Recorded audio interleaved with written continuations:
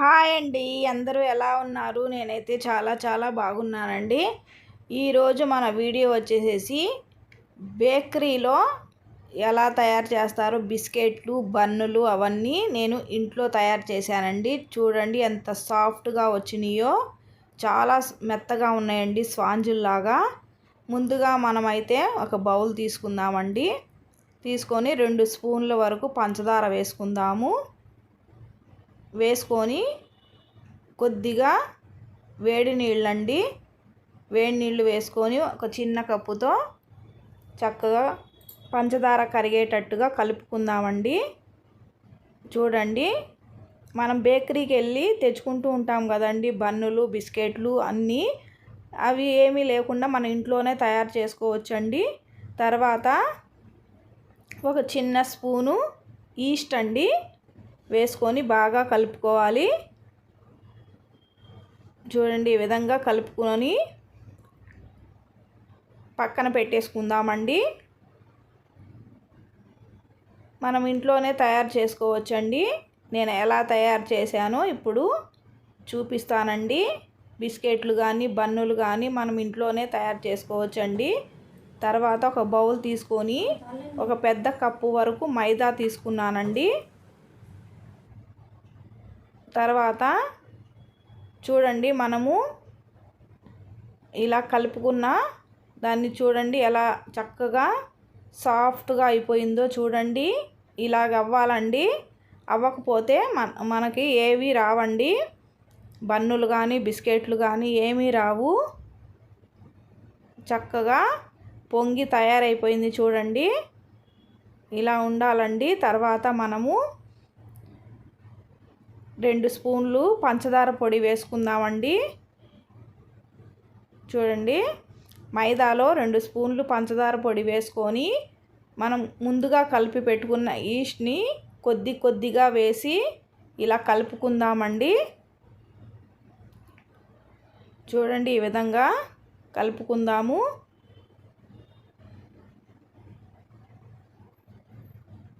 మొత్తం వేసేసుకుందామండి.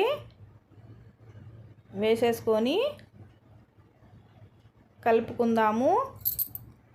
చాలా చాలా సాఫ్ట్గా వచ్చినాయండి నేను చేసిన బిస్కెట్లు. చాలా టేస్టీగా ఉన్నాయి. నేను ఎలా తయారు చేశానో ఇప్పుడు చూడండి. స్కిప్ చేయొద్దండి. స్కిప్ చేస్తే ఏమీ అర్థం కాదు. మనం బేకరీలో తెచ్చుకునే వాటిని మనం ఇంట్లోనే తయారు చేసుకోవచ్చండి. చూడండి, ఈ మైదా పిండిని ఈస్ట్ వేసిన దాంతో ఎంత చక్కగా కలుపుకుంటే అంత బాగా వస్తాయండి.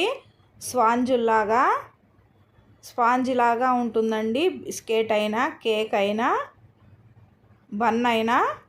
చూడండి, నేను కలిపిన విధంగా ఇలా కలుపుకోండి. ఇలా చేతికి అంటుతూ ఉంటుందండి. మనకి మొత్తం మంచిగా కలపాలి అంటే చేతికి అస్సలు అంటకూడదండి. అలా కలపాలి.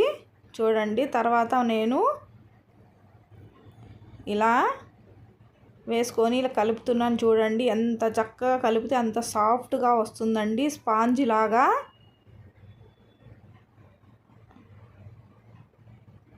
చూడండి, ఈ విధంగా కలుపుకున్న తర్వాత ఒక 2 టేబుల్ స్పూన్లు ఆయిల్ వేసుకుందామండి. వేసుకొని కలుపుకుందాము. చూడండి, చక్కగా చేతికి అంటకుండా ఎలా వస్తుందో చూడండి.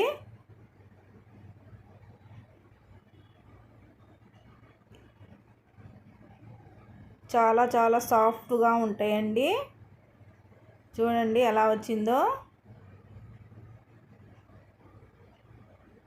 మనము ఈ పిండితో ఎన్ని రకాల స్వీట్స్ అయినా చేసుకోవచ్చండి. బిస్కెట్లు కానీ బన్నులు కానీ అన్నీ ఏవైనా చేసుకోవచ్చు. ఇలా కలుపుకున్న పిండితో చూడండి ఎలా సాగుతుందో. ఇలా సాగితే పర్ఫెక్ట్గా వచ్చినట్టండి. చూడండి, మన పిండి చక్కగా రెడీ అయిపోయింది. ఇలా బన్నులాగా ఇలా తయారు చేసుకోవాలండి. చేసుకున్న ఇది చూడండి ఎంత చక్కగా సాఫ్ట్గా ఎలా వచ్చిందో, చేతికి కూడా అంటుకోవటం లేదు. తర్వాత మనము ఒక కుక్కర్ని తీసుకొని దాంట్లో కొద్దిగా ఆయిల్ వేసుకొని చక్కగా మొత్తం రాసుకోవాలండి. కుక్కర్కి మొత్తం ఆయిల్ అప్లై చేసుకోవాలి. తర్వాత మనము కలుపుకున్న మైదా పిండి ముద్దని కుక్కర్లో పెట్టుకోవాలండి. ఈ విధంగా చూడండి, ఇలా కుక్కర్లో వేసుకున్న తర్వాత మూతనైతే పెట్టేసుకుందాము.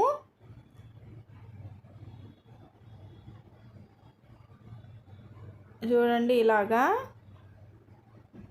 ఈ ముద్దను పెట్టేసి మూతను పెట్టేసుకొని ఒక 10-15 నిమిషాలు పక్కన పెట్టేసుకుందామండి. 10 నిమిషాల తర్వాత చూడండి, 3 ఇంతలు అయ్యింది. ఆ పిండి గాలి బాగా వచ్చేసింది చూడండి. పిండిలో మనం చేతికి కొద్దిగా మైదాని పెట్టుకొని ఆ గాలినంతా పోయేంత వరకు ఇలాగా ఒత్తుకుందామండి. చూడండి ఎంత సాఫ్ట్గా ఉందో. తర్వాత మొత్తం పిండినైతే మనం తీసేసుకుందాము. 3 ఇంతలు అయిందండి ఆ పిండి. సాఫ్ట్గా అయిపోయింది బాగా. ఆ పిండిని తీసేసుకొని మనము పక్కన పెట్టేసుకుందాము. తర్వాత స్టవ్ వెలిగించేసి ఇడ్లీ పాత్రను అయితే పెట్టేసుకొని దాంట్లో కొద్ది సాల్ట్ వేసుకుందామండి. ఓవెన్లు అవి లేకుండా చక్కగా ఇడ్లీ పాత్రలోనే మనము బిస్కెట్లు కానీ ఏమైనా చేసుకోవచ్చు. బన్నులు కానీ బిస్కెట్లు కానీ చేసుకుందామండి ఇడ్లీ పాత్రలోనే. చూడండి, పిండి అయితే మనము చక్కగా సాఫ్ట్గా వచ్చేసింది చూడండి పిండి. ఆ పిండితో మనము కావలసిన షేప్ వరకు కట్ చేసుకోవచ్చండి. చూడండి, చిన్న చిన్న ఉండలుగా కట్ చేసేసుకుందాము.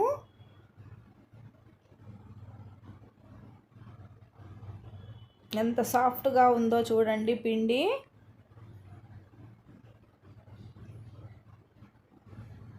చూడండి, ఇలాగ మనము ఇడ్లీలాగా ఒత్తుకుందామండి. మరి పల్సగా కాకుండా లావుగా కాకుండా మీడియం సైజులో ఇలా ఒత్తుకొని ఇడ్లీ పాత్రలో అయితే పెట్టేసుకుందాము. ఆ రేకులకి మనము బటర్ అప్లై చేసామండి. చేసిన తర్వాత పెట్టేసుకొని తర్వాత ఒక బౌల్లో పెట్టుకొని ఒక 10-15 నిమిషాల వరకు రెస్ట్ ఇద్దామండి. ఇంకా చక్కగా పొంగుతాయండి. చూడండి ఎలా పొంగినాయో, సాఫ్ట్గా ఉంటాయండి. చూడండి ఎంత చక్కగా పొంగినాయో. అలా పొంగిన తర్వాత బటరు పైన రాద్దామండి. ఇలాగా అప్లై చేద్దాము బటర్ లేకపోయినా నెయ్యైనా రాయొచ్చండి. రాసిన తర్వాత తెల్ల నువ్వులు ఉంటాయి కదండి, అవి జల్లుకుందాము. మీరు పిస్తా, బాదం, కిస్మిస్ అయినా సరే సన్నగా తరిగి వేసుకోవచ్చండి. నేనైతే తెల్ల నువ్వుల్ని వేసుకున్నాను. తర్వాత ఇడ్లీ పాత్రలో అయితే పెట్టేసుకుందామండి.